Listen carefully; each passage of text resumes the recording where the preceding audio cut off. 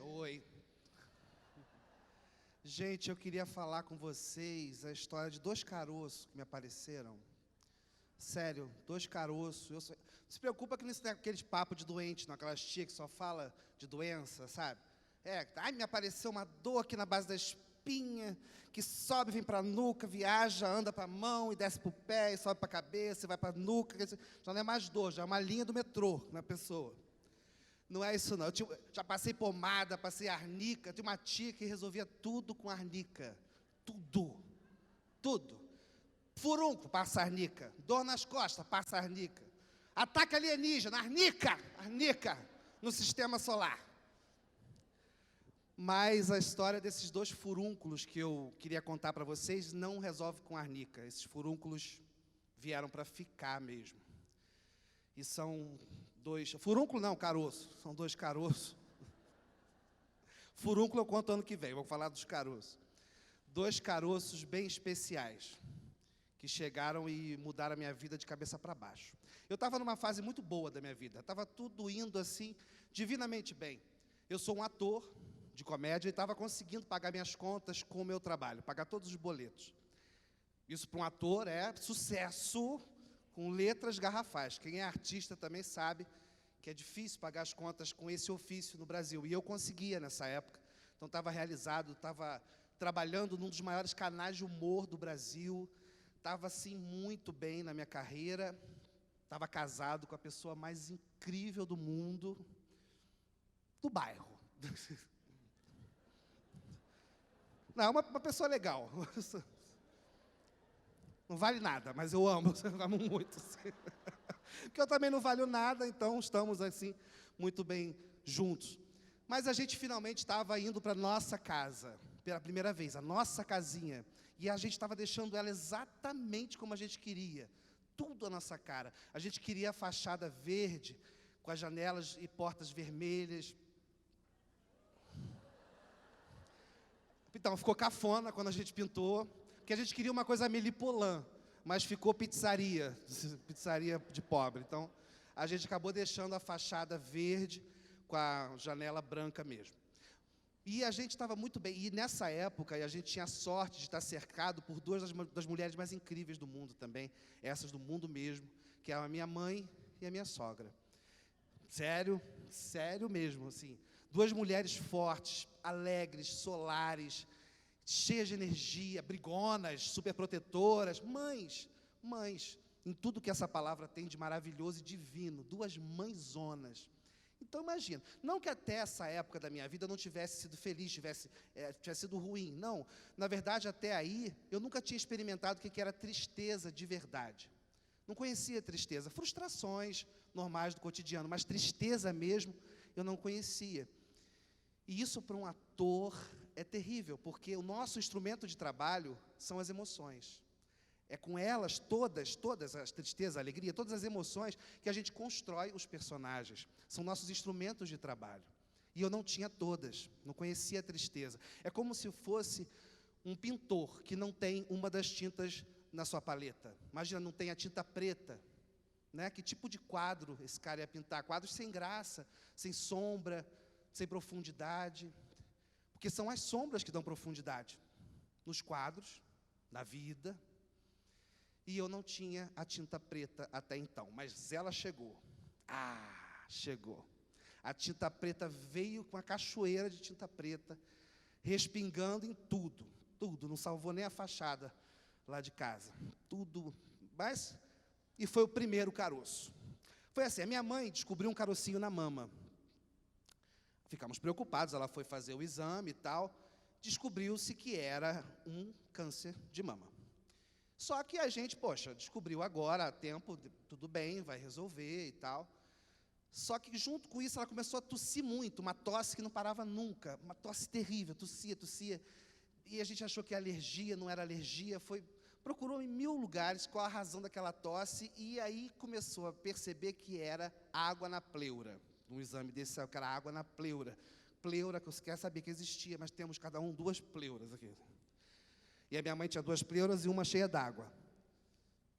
Vamos tirar a água da pleura. Tirou a água da pleura, voltava a água na pleura. Tirou a água da pleura, a água da pleura, amor, fica ali dentro e voltava sempre. E aí, ela foi fazer um exame um pouco mais apurado, uma biópsia no pulmão, porque ficou a suspeita de que isso poderia ser resultado do câncer de mama. Aí eu comecei a ficar preocupado, porque aí significaria metástase, e eu imediatamente fui no Dr. Google ver o que significaria isso, e aí é puxado, porque aí não tem mais cura, já é, né, uma situação onde o câncer está muito avançado. E ela foi fazer essa biópsia. Eu acompanhei ela no hospital, estava lá, ela entrou para fazer, era quase uma cirurgia, é uma cirurgia para tirar um pedacinho do pulmão. Eu fiquei esperando no corredor. Um corredor branco, frio, eu branco também, com muito medo, porque eu estava focado na porta da onde sairia o médico logo depois do exame, na cara dele. Se ele saísse com uma ruguinha na testa, eu já ia desmaiar imediatamente. Se saísse com uma cara normal, ok, está tudo bem. Então eu estava lá, olhando para a porta. E de repente sai o médico, depois de algum tempo. Estava com uma cara normal. Aí relaxei, fui falar com ele. Ele estava passando, eu parei, ele falei, doutor, então, qual é o resultado? Já dá para saber alguma coisa e tal? E ele, com a mesma cara normal que ele estava, ele balançou. Aí eu, oi? Ele, então, tem muita doença ali. Tem muita doença ali. Isso foi assim, uma tonelada que caiu na minha cabeça. Eu fiquei parado e ele continuou falando. Esse câncer, isso é sim resultado, já dá para perceber que é resultado do câncer de mama, é metástase, e ela está com um pulmão cheio de pontinhos pretos, não é nenhum tumor que a gente possa tirar, são vários tumorzinhos pretos, a tinta preta respingou em tudo, eu falei, e no pulmão dela, todo, então não tem jeito, não tem cura, é o tratamento paliativo. Mas ele falou tudo isso, eu só fui saber depois, porque eu estava completamente paralisado. Como se tivesse aberto um ralo embaixo de mim, e tudo que eu tenho de energia depois do meu ser tivesse vindo água abaixo.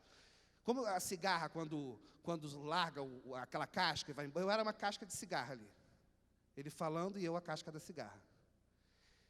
E ele foi embora e eu continuei lá, casca de cigarra. Aí eu podia ir ver minha mãe depois. Fui casca de cigarra. E a minha mãe estava ainda dormindo, ainda anestesiada, e eu nunca tinha visto a minha mãe daquela maneira. Eu vi a primeira vez a minha mãe como um bebê, dormindo, como se eu fosse o adulto, como se tivesse invertido, e ela estava dormindo muito frágil. E aí eu tomei um banho da tinta preta. Perder aquele tesouro seria... E eu sou espírita, eu acredito que a vida continua, que tudo tem um significado, que todas essas coisas existem para nos fortalecer, mas eu sei, a gente sabe, mas a gente não entende mesmo. Perder a mãe, por mais que eu saiba que ela continua no universo em algum lugar, continua numa vida ativa, não vai estar mais a minha mão, a gente é muito egoísta, e não vou poder abraçar a hora que eu quiser, beijar a hora que eu quiser. Será que eu abracei e beijei o tanto que eu devia, quanto que eu podia até hoje? Enfim, fiquei de acompanhante dela no hospital.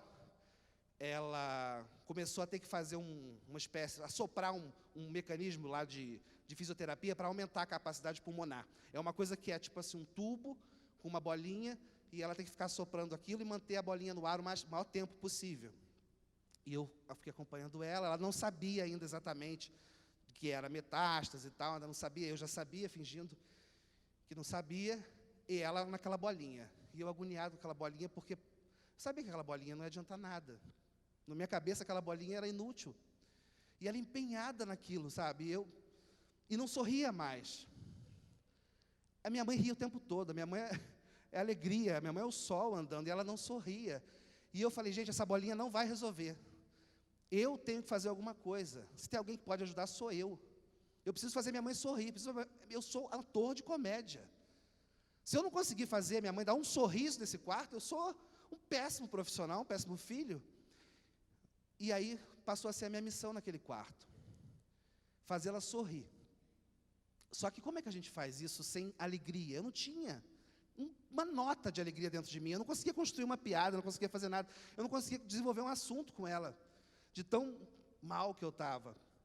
Aí eu resolvi ir no banheiro e chorar tudo que eu podia, esvaziar. Forcei, chorei uma hora que ela estava dormindo, para que ela não ouvisse, e que eu pudesse estar vazio, e que aí pudesse abrir um campo, um solo mais fértil, para que pudesse nascer alegria, e eu pudesse fazer ela sorrir, porque é assim que eu sei curar. Eu sei curar com humor. Esse é meu jeito de curar. Então, eu vomitei aquela tristeza toda, aquela tinta preta, só que no vazio não veio alegria nem humor, veio revolta. Por que com a minha mãe? Uma pessoa tão boa, por que com a gente? Tanto capeta por esse mundo, porque é minha mãe. A gente pensa essas coisas. Por mais conhecimento que a gente tenha, sabe?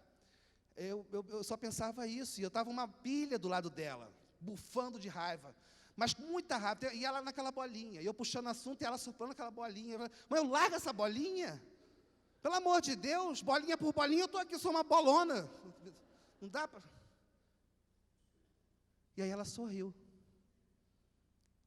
E aí eu ri com ela, rimos dois. E aí a enfermeira foi lá, e ela contou para a enfermeira que eu estava com ciúme da bolinha, e aí rimos nós três. Hoje a gente riu aqui, 1000 pessoas. Aquele quarto mudou. De branco, ficou colorido. Ela continuou triste, eu continuei triste, a gente continuou com muito medo. Mas a gente viu que dá para, de vez em quando, sorrir. E que isso ajuda muito. Dá para, de vez em quando, fazê-la sorrir. E isso me faz sentir útil. Eu não sou mais uma casca de cigarra, eu sou uma cigarra, cantando, enchendo, sabe que cigarra enche um pouco também. Mas ela estava sorrindo, e aí que veio o segundo caroço. Minha sogra, do nada, teve uma isquemia, um coágulo, alguma coisa no cérebro dela lá, um carocinho, entupiu uma das artérias, e ela teve uma isquemia no tronco cerebral, que é um lugar pior que você possa imaginar para ter uma isquemia. É uma área nobre do cérebro que comanda todas as funções vitais, a respiração, a locomoção, tudo. E ela apagou. Uma mulher vibrante também, como a minha mãe, muito alegre, apagou. E o que o médico disse é que, ou se ela sobrevivesse, que era remoto, seria uma vida vegetativa. E aí, como é que vai fazer? Como é que a gente faz piada para alguém que sequer está... Era só o corpo físico ali. Aí eu não sabia como ajudar. Até que ela abriu os olhos. E aí a gente percebeu que tinha alguma consciência, porque a gente conseguia se comunicar com ela através de piscadelas, ainda no hospital. E uma piscada para sim, 2 para não. Mas ela ainda assim não sorria. E a gente estava entrando em parafuso já dentro daquela enfermaria. Não tinha como eu fazer nada, porque além de eu não ter mais condições internas de fazer uma piada naquele momento, mesmo com a experiência da minha mãe, fisicamente eu não conseguia extrair um sorriso daquela pessoa que eu amo tanto e estava ali naquela cama. Mas Deus mandou um anjo, uma anjinha, completamente louca, lelé da cuca, como devem ser todos os anjos mesmo, louca. Era uma senhorinha que dividia a enfermaria com ela, também tinha tido algum problema e estava completamente zureta mesmo. Cantava Roberto Carlos, falava com pessoas do passado dela, pessoas invisíveis, fantasiosas dela e tal. Então ela estava completamente aérea. E um dia de madrugada, todo mundo dormindo, ela acordou às 3 horas da manhã, fazendo um escarcéu danado, chamando a enfermeira, derrubando as coisas. Minha sogra acordou assustada, a gente estava lá. E quando foi descobrir o que ela queria, é porque tinha que levar ela no mercado, porque tinha uma promoção de salsicha, e ela tinha que comprar salsicha. Isso aconteceu naquela enfermaria. Sorrisos brotaram naquela enfermaria. É ou não é uma anjinha? É a anja da salsicha, meu Deus. E a minha sogra sorriu, eu tenho certeza. Não foi na boca, no olho, a gente viu. A gente viu, porque o sorriso não é só assim, essa coisa, não é só o emoji, não. O sorriso é isso que eu estou sentindo agora aqui. Sabe? É uma coisa pulsante dentro da gente. É a alma pulsando dentro da gente. E esses caroços ficaram. Hoje ela está melhor. Minha mãe também está artesã, descobriu que é artesã depois de anos como funcionária pública, está fazendo hormonioterapia, se cuidando do caroço. O caroço dela na mama, o meu na alma. Minha sogra também está bem melhor, ainda com muita limitação. E hoje ela tem que rir até por uma questão terapêutica, porque ela não consegue tossir. Então, quando ela tem alguma dificuldade de engolir, ela tem que forçar uma gargalhada para rir, e aí ela consegue engolir, ela consegue tossir. E eu acho que é isso, a gente precisa cuidar dos nossos caroços. Eu sei que é difícil, cara, eu sei que é. A vida enche a gente de caroço, enche mesmo.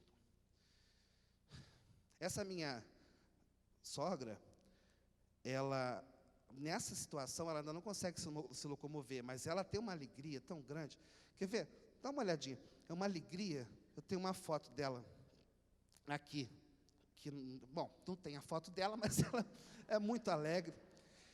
E ela é a que me ensinou isso. A gente precisa cuidar dos nossos caroços. Aquele momento de revolta, aquele momento de ir para o banheiro, chorar, botar para fora tudo, seja o que for preciso. Aí, ó, olha isso. É ela. Olha esse sorriso lindo. Ela é muito patriota, né? Ela é muito patriota. Mentira, isso aí era no dia do 7-1 com a Alemanha, teve outra isquemia depois. Não, mentira, mentira. Gente, vamos cuidar dos nossos caroços com muito carinho, porque a gente tem muitos deles, graças a Deus. Sabe por quê? Porque caroço também é o nome que a gente dá para semente.